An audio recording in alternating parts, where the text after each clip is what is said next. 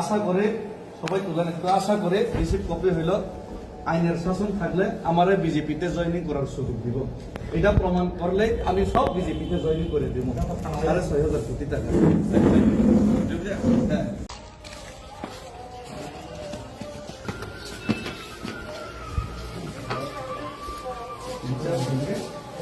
Vâng, có lúc thấy không? Tháng chưa?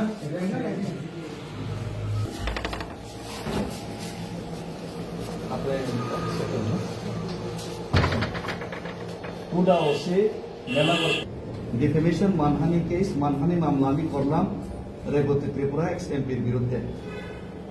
Sir, সেই Rebati Tripura ex MP spread lies against me while giving a speech at Tuiwandal public gathering on the date of 25th January 2026.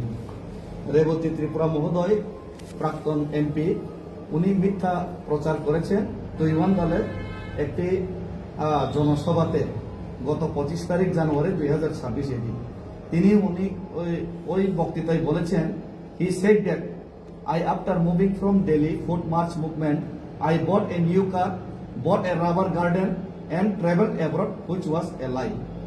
ওই বক্তৃতার মাধ্যমে উনি বললেন যে আমি দিল্লিতে আন্দোলন করার পর নাকি আমি বাড়িতে ফিরে এসে নতুন একটা গাড়ি ক্রয় করলাম, রাবার বাগান আমি ক্রয় করলাম এবং আমি বিদেশেও ভ্রমণ করলাম, যা ছিল দাহা মিথ্যা। এটা আমি ইংলিশের মাধ্যমে লিখলাম। তো আমার কোনো নতুন গাড়িও নাই, যেটা আমি জানি, কিনিও নাই, এবং আমার রাবার বাগান আমি কিনি নাই। আমার 14 গোষ্ঠী এই জীবনে আমি রাবার বাগান কিনছি না। তারপরে উনি এটা কইলেন।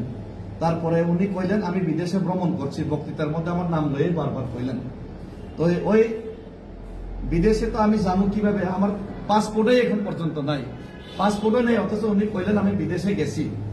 তো আমি এই মিথ্যা বক্তব্যের বিরুদ্ধে একজন মাননীয় প্রাক্তন সংসদ হয়ে উনি এত মিথ্যা কথা বললেন, এর বিরুদ্ধে আমি মানহানি মামলা করলাম।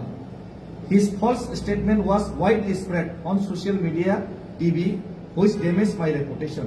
ওনার এই যে মিথ্যা বক্তব্য, মিথ্যা ভাষণ, এটা সোশ্যাল মিডিয়া মাধ্যম এবং টিভির মাধ্যমে অনেক প্রচার হয়ে গেল, যা আমার দৈনন্দিন জীবন, আমার ব্যক্তিগত রেপুটেশনে অনেক এটা মানহানি ক্ষতি করছে। তো so I went to the law system for a fair trial. তো আমি এই জন্যই আপনাদের আইনের দ্বারস্থ হলাম, আইনের সিস্টেমের মাধ্যমে দ্বারস্থ হলাম, and was forced to claim compensation if he unable to prove his false statement. তাই আমি ওনার এই যে মিথ্যা প্রচার এবং মিথ্যা বক্তব্য উনি যদি প্রমাণ করতে না পারে, তাহলে উনি কি প্রমাণ করুক। উনি প্রমাণ করতে না পারলে উনি ওনার বিরুদ্ধে আমি এফআইআর এর মাধ্যমে, আইনের মাধ্যমে কম্পেনসেশন এবং মানহানি মামলার আমি ন্যায্য বিচার চেয়ে আপনাদের কাছে আসলাম। আমি David Murasing, your faithfully Shri David Murasing, আমার ফোন নাম্বার ডেট দেওয়া হইল, এটা হলো আমার ডেফিমেশন কেসের এফআইআর কপি। সুতরাং এর জন্য আমি আজকে আসলাম। আমার বক্তব্য এটাই, সমস্ত প্রেস মিডিয়ার মাধ্যমে এটাই বলবো, বন্ধুগণ, ভাইগণ, একজন মানুষ হিসেবে, ত্রিপুরাসী হিসেবে সবাই গাড়ি রাবার বাগান কিনতে পারে, কিন্তু আমারও আছে, আমার বাপ দাদুর আমল থেকে গাড়ি বাড়ি দাদু আছে, এই দাদুর থেকে এই যে রাবার বাগান টাগান আছে। কিন্তু দিল্লি থেকে আন্দোলন করে ফিরে আসার পর আমি গাড়ি নিজে যে কিনলাম এটা আমি নিজেই জানি না।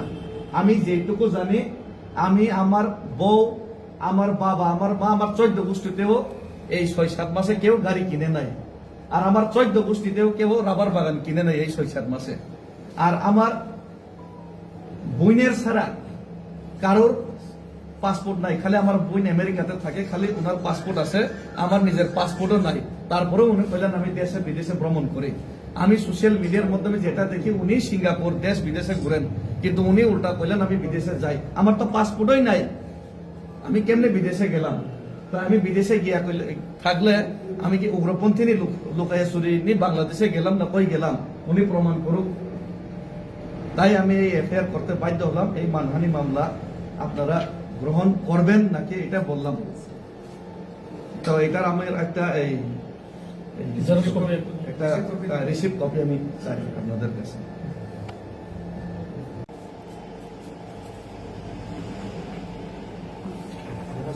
আশা করে সবাই তুলেন একটু, আশা করে রিসিপ্ট কপি হইল আইনের শাসন থাকলে আমারে বিজেপিতে জয়েনিং করার সুযোগ দিব।